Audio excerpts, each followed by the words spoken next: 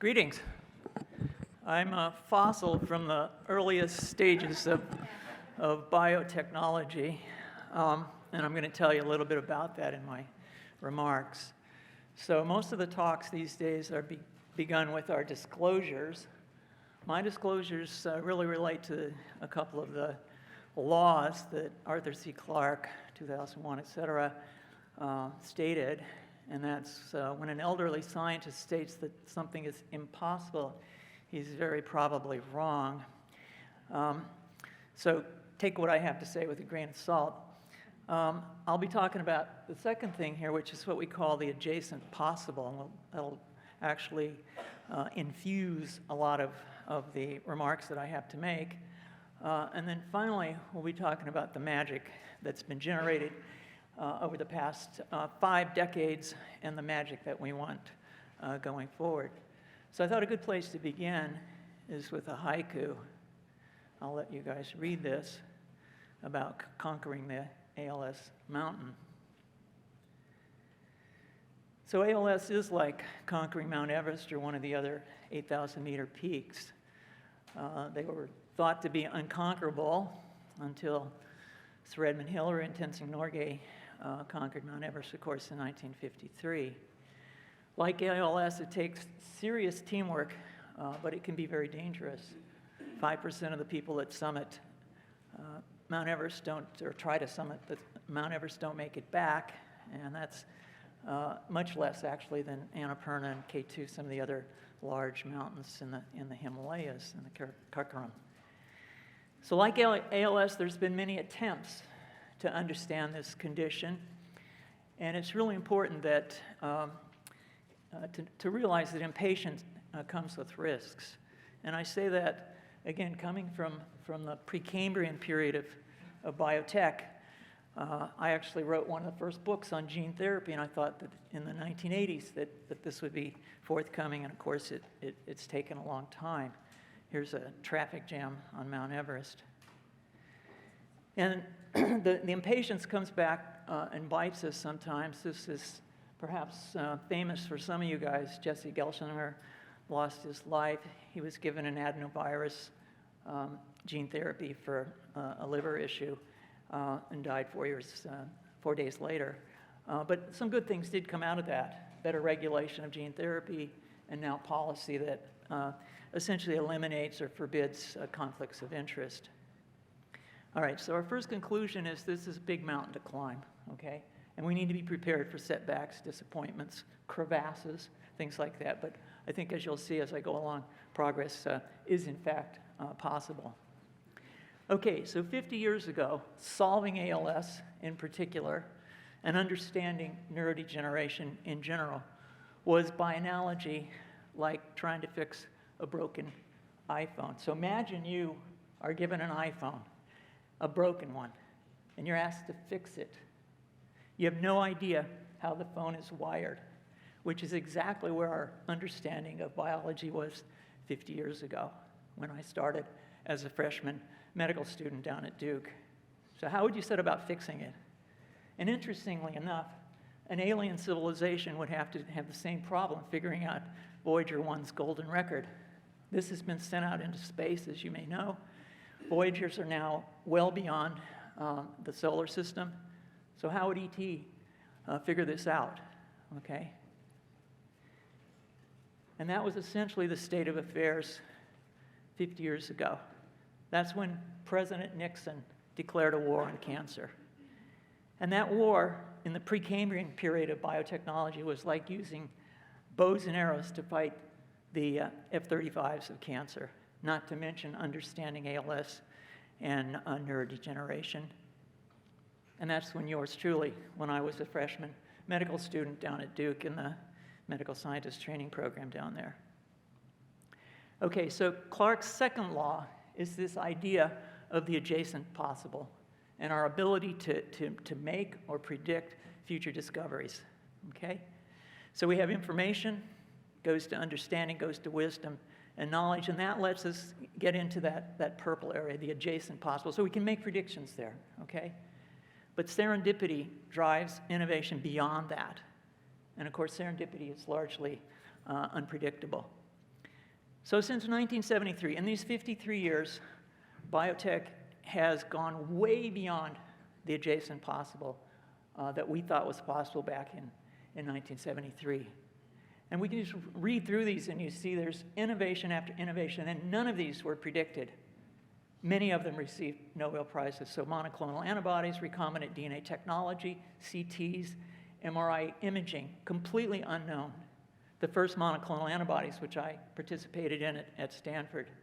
The cell sorter, the way we analyze single cells. Transgenic mice, you heard about that earlier. Antisense RNA. We did early experiments. Who would have thought that we could use RNA because it was so unstable in the lab at that point? PCR, polymerase chain reaction, this gene amplification technology developed by one of my coworkers at CEDIS when I was there. The internet, all new. Deep genetic databases, inhibitory RNA, all these structural biology tools that we use to investigate cells. The Human Genome Project, completed now 20 years ago. Reprogramming, you heard about the Yamanaka factors, the iPSCs earlier today. Very famously recently, there's been CRISPR-Cas, gene editing, and of course this year the Nobel Prize was given for mRNA vaccines, completely unanticipated.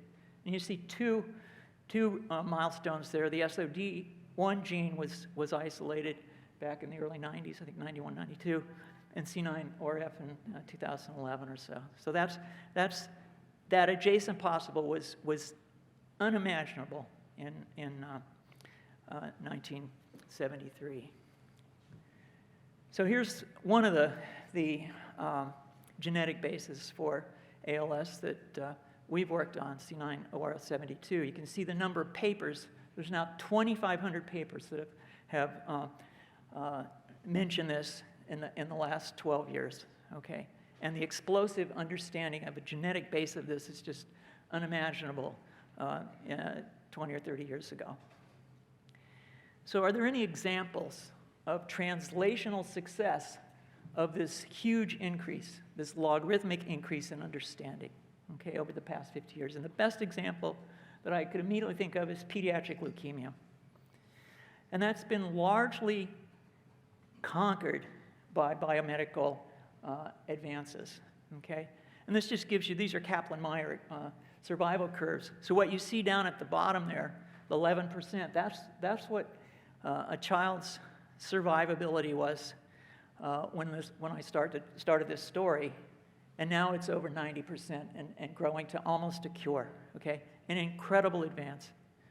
And why was that? Well, new therapeutic modalities, which were outside of the adjacent possible in 1973, have made that possible, and that has been driven by new formulations, liposomes, polyethylene glycol, novel chemistries with nucleoside analogs, monoclonal antibodies, unknown to various targets that I list here. Cellular therapies, CAR T cells have been very important. And then novel molecular targets like Fernando was talking about early today, so important for this field. So maybe this is a hopeful roadmap for ALS, but it's going to involve a combination of therapies. So let's think about some of the new modalities, that provide hope. These are still in the adjacent possible for this year, for 2023. I'm going to tell you a little bit about AI machine learning. Verge Genomics is a good story there. It's not the only one. Resilient individuals that have survived. Let's figure out what makes them unique. Rejuvenation medicine, that's exomes and iPSCs. And then finally, mRNA drugs. So the Verge story, they have a platform, an AI platform. A number of companies have similar platforms. I just selected this one as an example. So with this platform, they were able to find a new mechanism. They identified a PIK5 target. They now have an inhibitor of that. And as of this week, it's headed into phase 2 clinical trials. So it'll be interesting to find this. And there's actually corroboration. Another company has an entry into this target. Okay, and that process took 4 years. Typically, it'll take 9 or 10 years. And as I mentioned, there's dozens of other AI machine learning outfits and dozens of other promising targets, some better than others, of course. So Alchimab is this company based in Cambridge in the UK, and the idea is to isolate antibodies from resilient individuals, and they've taken natural antibodies. Any one of us could have pathogenic antibodies, shown over there on the left, okay? And these are the antibodies that cause autoimmune diseases, things like that. But there are individuals that may have protective antibodies. So here's a paper from a couple of years ago indicating that individuals, women that had had naturally occurring anti-HER2 autoantibodies did better. That's the red line, okay? And of course, Herceptin is an antibody for breast cancer that was developed by Genentech, now sold by Roche a number of years ago. But here you have individuals that have better survival because they have these protective antibodies. So this team of investigators have looked at individuals that are long-term survivors of pancreatic cancer, more than 7 years versus a year or so in the average. Those individuals who are resilient to beta amyloid, ApoE4, things like that in neurodegeneration, and then very long-lived individuals over what we call centenarians, okay? And what they've found is an antibody that is being developed close to entry into clinical trials in FTD and ALS. I think I'm probably not at liberty to talk about the target, but it's a very interesting target that they found using this method. Okay, so all of us are aware of aging. Some of us more than others. And the analogy is it's a falling tide that beaches all of us, all the boats. Age turns out to be the primary risk factor for major diseases of advanced countries worldwide. Neurodegeneration is at the top of the list, cancer, cardiometabolic diseases, arthritis, etc. So if we could slow down aging or change it, we might have a way to improve our health span. Maybe lifespan, but health span is what we're really interested in. One modality that I'll just show as an example are exosomes, or extracellular vesicles. These are nano-sized organelles released by almost all cell types. They function as messengers for intercellular communication. In some cases, bad communication, like in cancer, but in other cases, maybe something good, like we'll see in a second. And this may be a promising rejuvenation replacement therapy for ALS FTD. So this is just one report. This is where this group took extracellular vesicles from young animals and put them into older animals and demonstrated rejuvenation, okay?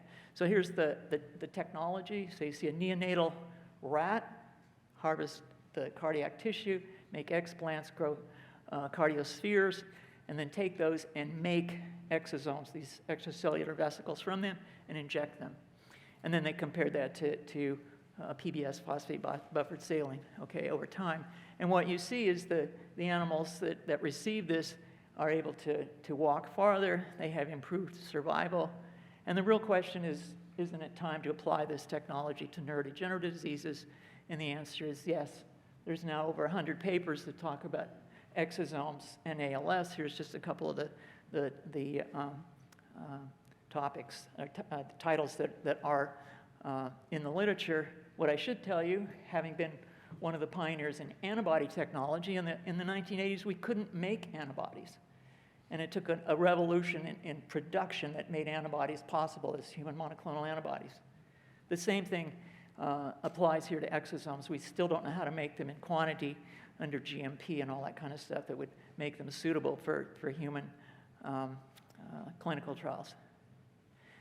Okay, so you probably, many of you, I hope all of you, got vaccinated.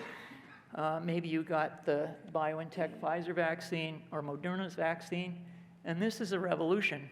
I can tell you in our own laboratory, we looked at this very early in 2000. We thought that the vaccines were going to take a long time, and it was a miracle that we had vaccines by the end of that year. So mRNA, which we, as a molecular biologist, I can tell you it's so easy to be digested and everything, and we figured out ways to use it. Completely new therapeutic modality, okay? And this, of course, was validated by these COVID vaccines. Incredible promise. And perhaps most importantly, this will facilitate a number of other discoveries as a modality, okay? And one of the things that we've been thinking about are anti-aging vaccines. And one way to do that would be with RNA. Okay, so what about the next 50 years? So in science, we talk about theory and then to practice. And I'll just give you a couple of examples here from history. So if you remember from junior high school biology, I guess, cell theory with Robert Hooke way back in the 1660s, and that gave us pathology, looking at cells. The germ theory, we're probably all familiar with Pasteur and Koch's postulates and all that kind of stuff. That gave us vaccines and then subsequently antibiotics. The theory of evolution, genetics, Darwin, of course, Mendel provided a genetic basis for disease. And out of that came recombinant DNA theory and mechanism with Cohen-Boyer and gene therapy and all this kind of stuff that's still very much in its infancy. So what are some theories that are beyond the adjacent possible today where we don't really know how it's going to turn out? Well, one is the theory of aging, okay, and the risk of neurodegeneration with aging. Another is biology as information, okay, and what kind of theory is that in terms of the algorithms for AI or algorithms for us to investigate it. And then there's a number of theories that have to do with emergence and complexity and how that's generated, okay? Because a cell, for example, is much more than just a piece of DNA. Take a piece of DNA and you don't have a cell, okay? So there's a whole bunch of things that have to do with emergence and complexity that will come out in the next 50 years. All right, so theory, observation, information gives us understanding, but to translate that, we need that information, which we can measure by patterns, and then the translation and reduction to practice requires investment, okay? So in terms of patents, looks pretty promising. So this is comparison to Switzerland, but the rest of the world, and you can see that AI's logarithmically increasing, biotech's increasing logarithmically. So innovation is accelerating, and there's a promising future for ALS therapies just based in general on how information accrues. And we know that because there's been an acceleration in drug approvals in ALS. So most of you know these drugs all the way up to the recent approval. And hopefully this will continue to accelerate, okay? So one of the final conclusions is there's been huge progress. There's hope going forward. We now understand better, not perfectly, basic cell biology, and that's increasing logarithmically. The first generation, take away my, medications offer hope. They're not perfect, but they offer hope, particularly in combination. There's an incredible number of clinical trial options, and I love the presentation earlier. Many companies are in this space now. There's these global trial networks that are coordinating work, and there's been an accelerated biomarker-based, and it'll be interesting to see whether this continues. And I think that this symposium is a good example of how the ALS community is really engaged in offering support and help on trials. All right, so if we look at the three laws that I started with, that final one is the one you're probably most familiar with, that any sufficiently advanced technology is indistinguishable from magic. And I'll let you read this. So all of these technologies that I mentioned there that have made all this possible were completely unimaginable when I was a first-year medical student. And I'll just end with this haiku. Thank you. Good questions.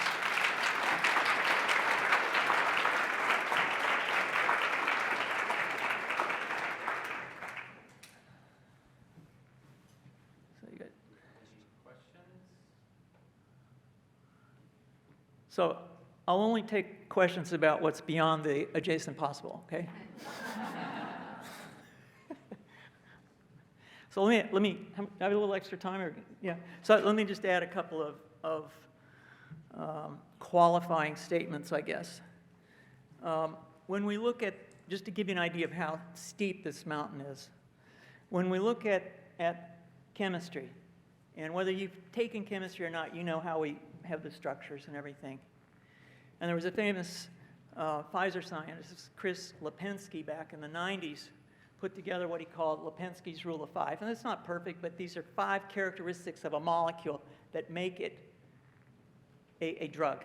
Okay, now we're talking about other biotechnology, antibodies and things here, but let's just talk about the drugs for a second. Those are the only ones that are approved with the exception of tofersen.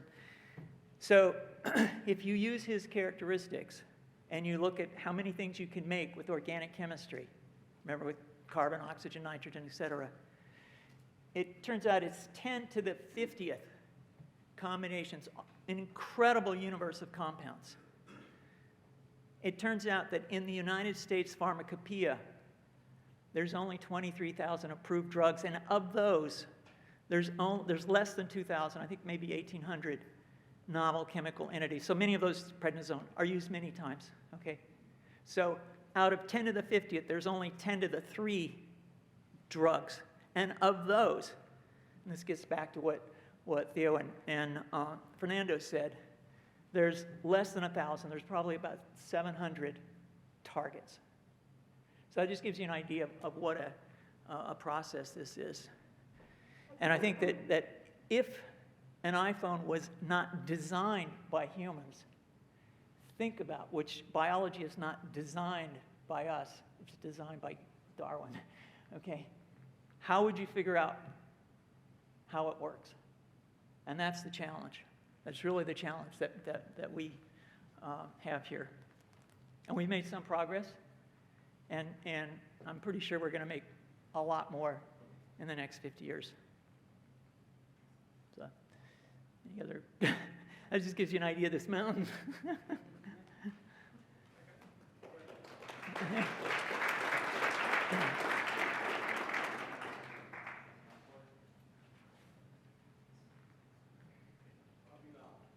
A comment.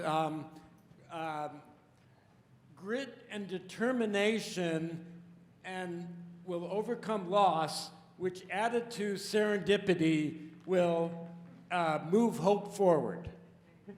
There you go.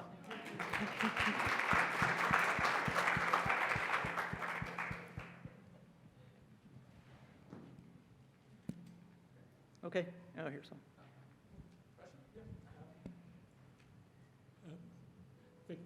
Peter Werner, I actually work for pharma for Mitsubishi Tanabe.